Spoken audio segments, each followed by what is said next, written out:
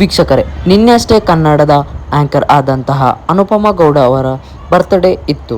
ಅವರ ಪ್ರತಿಯೊಬ್ಬ ಅಭಿಮಾನಿ ಕೂಡ ಅವರಿಗೆ ಬರ್ತ್ಡೇ ವಿಶಸ್ ಅನ್ನು ತಿಳಿಸಿದ್ದಾರೆ. ಅದರಲ್ಲೂ ವಿಶೇಷವಾಗಿ ಅವರ 12 ವರ್ಷದ ಗೆಳೆತನ ಆದಂತಹ ರಾಘವ್ ಅವರು ಅವರಿಗೆ ವಿಶಸ್ ಅನ್ನು ತಿಳಿಸಿದ್ದಾರೆ. ನೀನು ನನ್ನ ಜೊತೆ 12 ವರ್ಷಗಳಿಂದ ತುಂಬಾನೇ ಒಳ್ಳೆ ರೀತಿಯಲ್ಲಿ ಬಂದಿದ್ದೀಯಾ. ಪ್ರಪಂಚದಲ್ಲಿರುವಂತಹ ಎಲ್ಲ ಖುಷಿ ಹಾಗೂ ಸಂತೋಷಗಳು ನಿನಗೆ ಸಿಗಲಿ.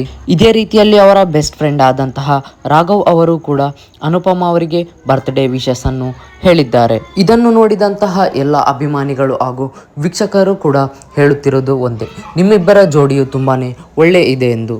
ನೀವಿಬ್ಬರು ಕೂಡ ಮದುವೆ ಆಗುವವರ ನಿಮ್ಮ ಜೋಡಿ ತುಂಬಾನೇ ಒಳ್ಳೆ ರೀತಿ ಇದೆ ಎಂದು ಕಮೆಂಟ್ ಕೂಡ ಮಾಡುತ್ತಿದ್ದಾರೆ. ಇದನ್ನು ನೋಡಿದಂತಹ ಅನುಪಮಾ ಅವರು ಕೂಡ ಒಂದು ಕಮೆಂಟ್ ಅನ್ನು ಮಾಡಿದ್ದಾರೆ, ಥ್ಯಾಂಕ್ ಯು ನನ್ನ ಫ್ರೆಂಡ್ ಎಂದು. ಇದನ್ನು ನೋಡಿದಂತಹ ಫ್ಯಾನ್ಸ್ಗಳು ಕೇಳುತ್ತಿದ್ದಾರೆ, ನೀವೇನು ಪ್ರೇಮಿಗಳ ಅಥವಾ ಬೆಸ್ಟ್ ಫ್ರೆಂಡ್ಸಾ ಅಂತ. ವೀಕ್ಷಕರೇ, ಇದರ ಬಗ್ಗೆ ನಿಮ್ಮ ಅನಿಸಿಕೆ ಮತ್ತು ಈ ಒಂದು ಜೋಡಿ ಬಗ್ಗೆ ನಿಮ್ಮ ಅನಿಸಿಕೆಯನ್ನು ತಪ್ಪದೇ ಕಮೆಂಟ್ ಮಾಡಿ.